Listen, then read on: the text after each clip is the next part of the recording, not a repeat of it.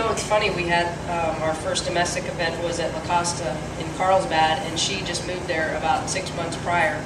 We've talked off and on for 10 years, nothing about my golf really to amount to much. And she was the one that initiated kind of the contact and said, hey, I think you're in town, I'm going to grab a bite to eat.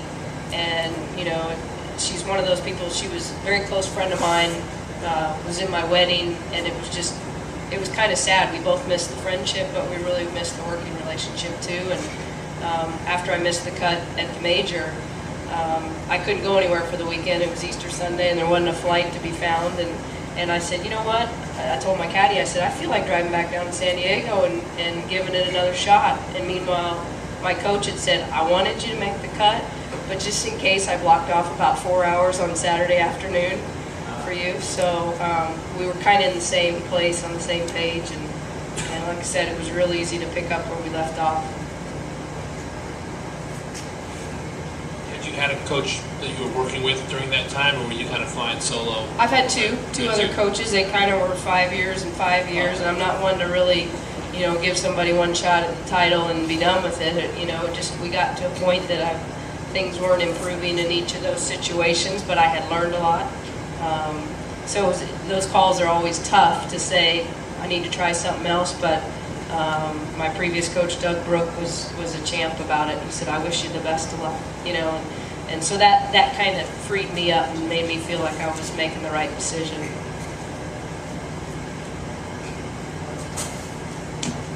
I'm sorry, just to clarify, how many tournaments, what was the first tournament back with Lori?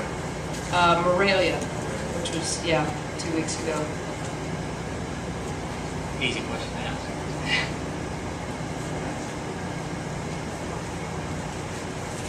What is it like to put, I mean, is it familiar to you, this coaching philosophy? I mean, it's one thing to do it on the range, but to come out and actually roll on the rock and shooting the scores, I mean, what's that leap like, or is it much of a leap? Well, that's the thing. I mean, there's one word that keeps popping into mind is simple. I mean, it was easy. She's bringing me back to simple drills, and we actually kind of broke things down pretty hard over these last 3 weeks, and I think that's why I didn't quite have it together at Morelia.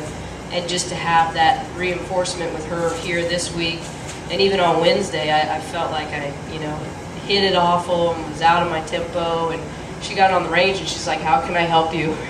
You know, and I said, "Everything we've talked about is good, but I've got to get into my play mode."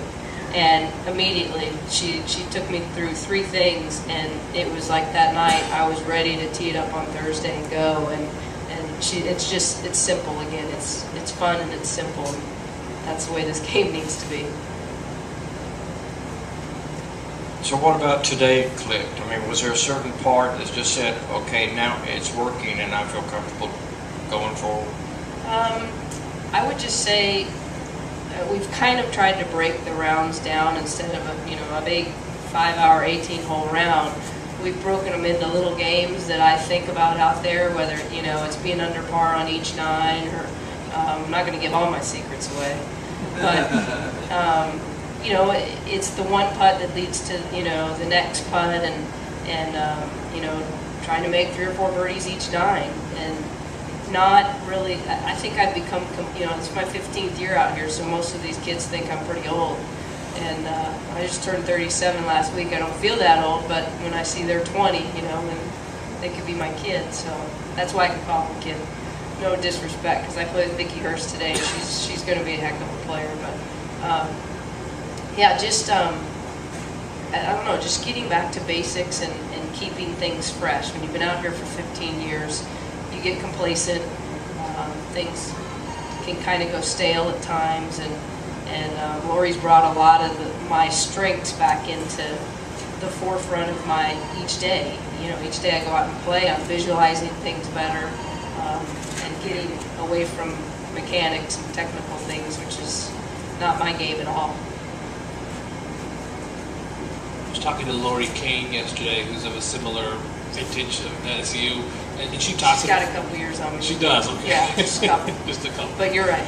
She talked about being in her late 30s, but still feeling like, you know, she has a lot of time left. She doesn't feel like a veteran necessarily. Do you find yourself kind of in that same boat where you're saying, hey, I've got another 8 to 10 great years out here? How do you view Well, it? with Lori, we committed to about 6 or 7. That would get me to 20, 21, somewhere in there, and then another evaluation. But I've got a lot of inspiration out here. Julie Inkster, I know she hates to be referred to as that, but I mean, she's the epitome of a career out here. You know, she's done it. She's got one kid out of school, another one in high school on the way out of the house, and she loves golf. You know, it doesn't mean it's not challenging. We all face new challenges at every level, whether it's, you know, fighting an ailing body or, you know, for me at this stage, I have to do things. I mean, I'd love to go to the range right now. I'd love to go hit putts for another hour, but at this stage of the game, for me, it's better to go rest. And I did that the last 2 days because my coach was here, but today, you know, I think we're going to say it was a good day and nothing needs to be fixed.